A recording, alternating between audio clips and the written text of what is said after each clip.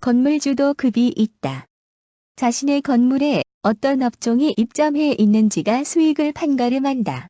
예를 들어 건물 1층에 이름 없는 식당이 들어오는 것과 은행이나 자동차 회사가 들어오는 것은 천지 차이라는 것이다. 1층은 무조건 이름 있는 브랜드, 널리 이름이 알려진 업종이나 상호가 들어오면 빌딩에 대한 인지도도 높아지고 임대료가 밀릴 걱정도 없어진다. 예를 들어 신촌에 있는 탐앤탐스 건물은 12년 동안 임대료를 단 한 번도 밀린 적이 없다고 한다. 탐앤탐스가 입주하기 전에는 세입자들의 업종이 모두 제각각이었고 장사가 안 되는 업소는 임대료 연체율도 높은 편이었다. 처음 건물주가 이 건물을 매입했을 때 가격은 31억이었다. 하지만 탐앤탐스의 비교적 저렴한 가격으로 건물을 임대하고 12년이 지난 지금 이 건물의 가치는 무려 73억 원이 되었다. 임대료가 밀릴 염려도 없고 월세도 많이 나오니 빌딩의 자산 가치가 엄청나게 오른 것이다. 이처럼 우량한 세입자를 유치해 임대료를 조금 낮추더라도 건물의 가치를 올려 파는 경우가 있다. 평당 월 임대료 14만 원. 2017년 기준 평당 임대료가 가장 높은 건물은 서울 종로구에 위치한 그랑서울이다. 이곳의 월 임대료는 3.3제곱미터당 약 14만 원 정도 된다. 지하 7층부터 지상 24층까지 2개 동으로 이루어져 있다. 100평 기준 월 임대료는 1,400만 원으로 그야말로 입이 떡 벌어진다. 1층당 1,000평으로 계산했을 때 1억 4천만 원의 월 수익이 생기는 것이다. 한편 서울 오피스 빌딩 공실률이 2003년 이후 최고치를 기록했다. 10.6%라는 어마어마한 수치로 공급은 계속 이루어지고 있지만 사무실을 채울 기업은 없다. 올 하반기에는 11%를 넘길 것으로 관측되어진다. 이러한 와중에도 임대료는 계속 오르고 있다. 경기 침체로 빌딩의 투자 수익률이 평균 1.5%에 불과하지만 그래도 건물주에 대한 환상이 꺼지질 않는다. 월세가 낮으면 관리비가 세다. 임대료를 낮추는 대신 관리비를 올린다. 각종 명목으로 관리비를 가져가는 건물주들이 늘고 있다.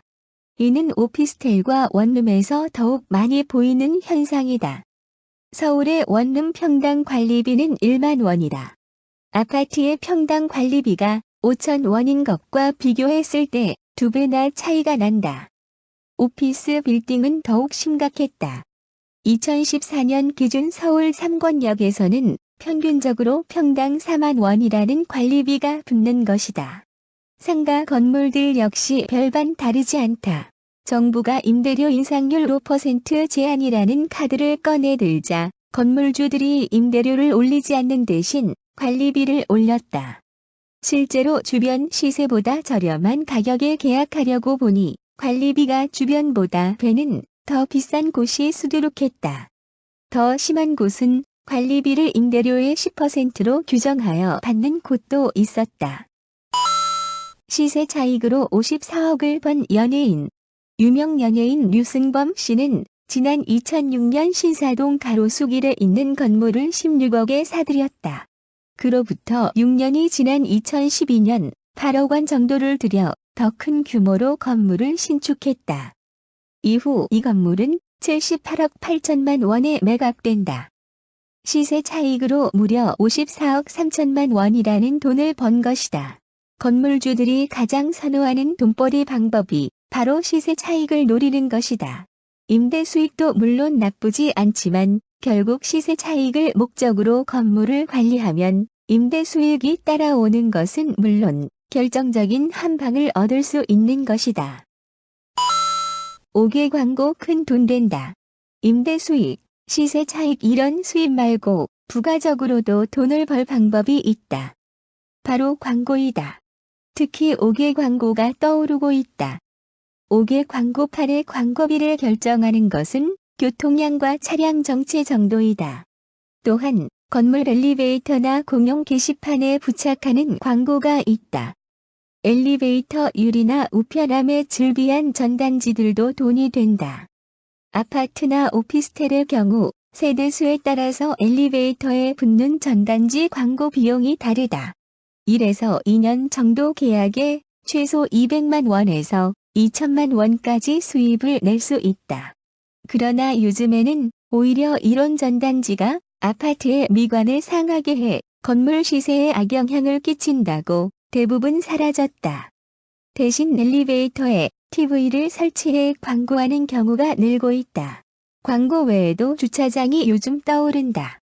주차장 건물을 구매해 안정적이고 효율적인 수익 구조를 마련하거나 오피스텔의 경우 더 넓고 특화된 주차장을 앞세워 관리비를 올리고 세입자를 끌어모은다. 주차 공간이 수익률과 직결된다는 말까지 생겨났다.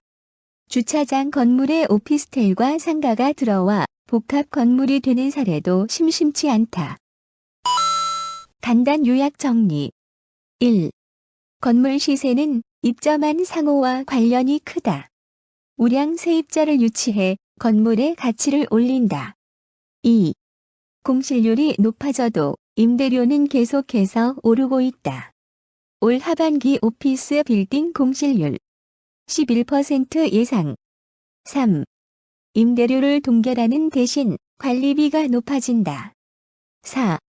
시세 차익으로 54억의 수익을 낸 유명 연예인. 시세 차익으로 얻는 수익이야말로 제대로 된 한방이다. 5. 옥외 광고가 돈이 된다. 옥상 광고판만으로 1억의 수익을 낼 수 있다. 6. 주차용 부지가 뜬다. 오피스텔의 경우 주차 공간이야말로 수익률과 직결된다. 끝.